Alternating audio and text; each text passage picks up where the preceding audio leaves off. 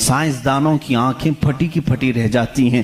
وہ قرآن بیان کر رہا ہے ان فی خلق السماوات والارض لآیات لأولی الالباب، بے شک یہ زمین کی پیدائش میں، آسمانوں کی پیدائش میں بڑی میری نشانیاں ہیں.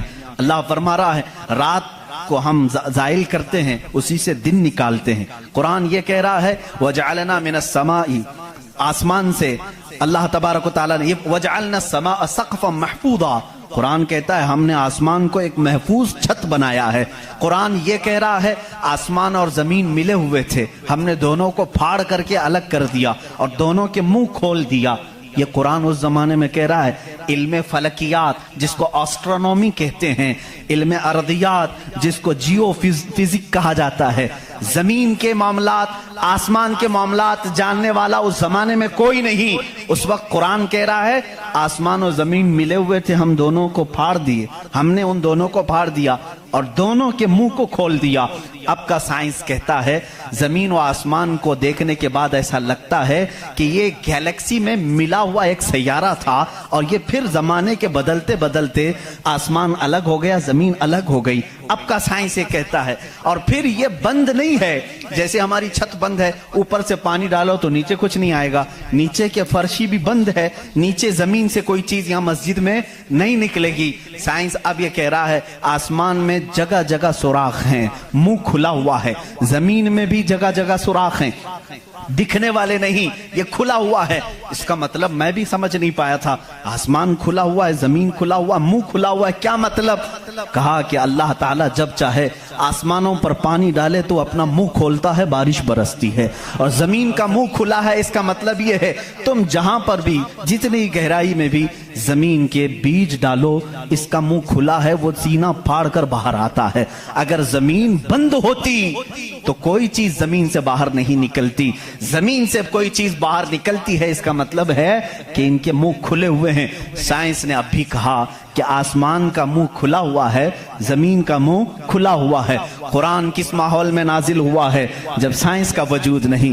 ہاں اگر تم یہ کہتے شاید محمد صلی اللہ تعالیٰ علیہ وسلم بہت بڑے کسی سائنسدان کے شاگرد ہوں گے تو تمہارے تاریخ لکھنے والے ہی تمہارے چہرے پر زناٹے دار تھپڑ ماریں گے، اس لیے کہ وہ رسول اپنی 63 سالہ زندگی میں کبھی کسی کے شاگرد نہیں ہوئے، حتیٰ کہ سید الملائکہ کے بھی وہ شاگرد نہیں ہوئے.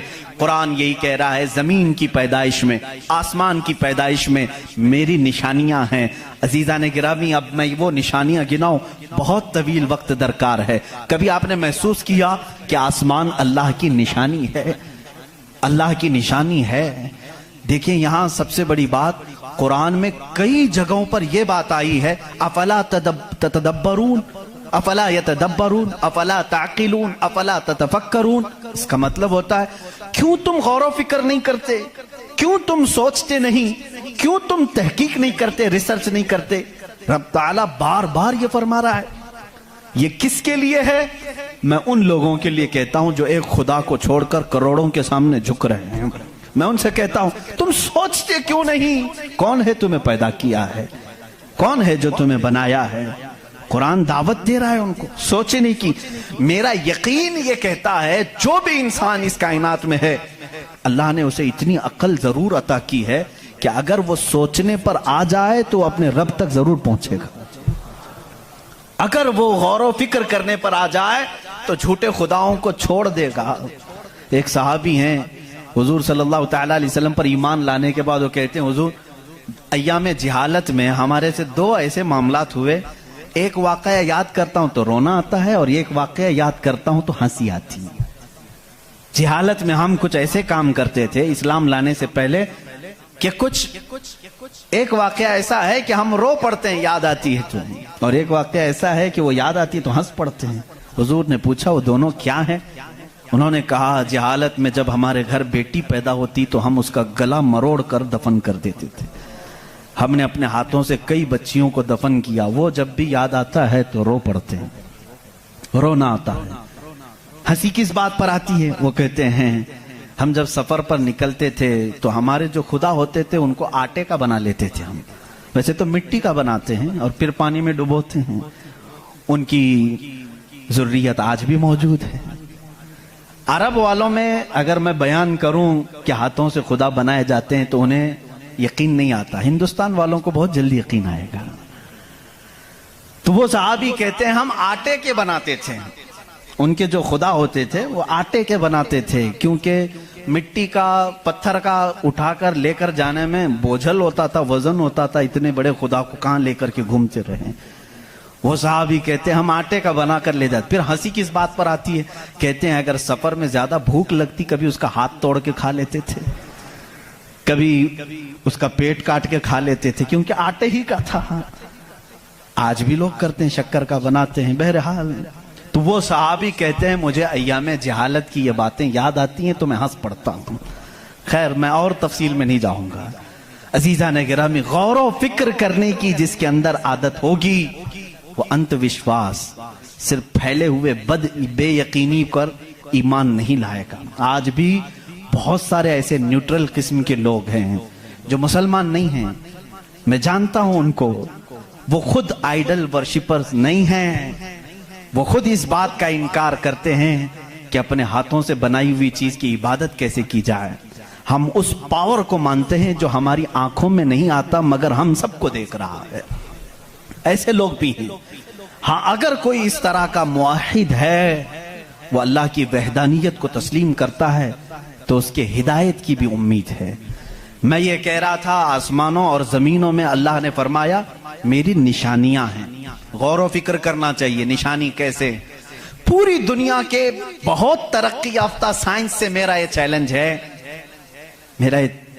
میری یہ بات کا یہ چیلنج ہے. بہت تم نے ترقی کی، لیکن ایک ایسی چھت بنا کر کے دکھاؤ جس کا کوئی پلر نہ ہو.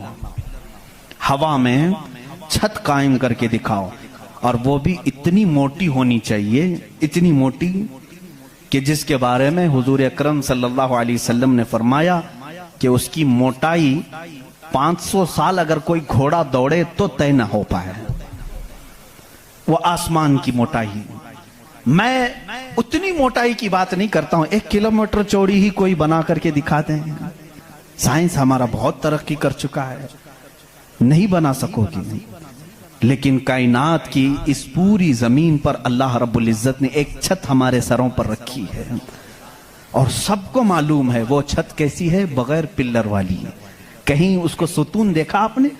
اللہ الذی رفع السماوات بغیر عمد ترونها. قرآن کہتا ہے وہ اللہ ہی ہے جس نے بغیر ستون کے آسمانوں کو بنایا، اور تم بھی اس کو دیکھ رہے ہو. قرآن چیلنج کر رہا ہے، تم بھی اسے دیکھ رہے ہو. اور حیرت کی بات یہ ہے ہمارے پلر والی چھت کے بارے میں تو یقین ہوگا اب یہ گرے گی نہیں، لیکن اگر یہ تڑکنے لگے، کہیں سے آوازیں آنے لگے، ہم بھاگ کر کے کون سی چھت کے نیچے جاتے ہیں؟ پلر والی چھت سے. ہم کو خوف لگتا ہے آج کل گر نہ جائے، اور پناہ لینے کے لیے اس چھت کے نیچے جاتے ہیں جس کا کوئی پلر ہی نہیں.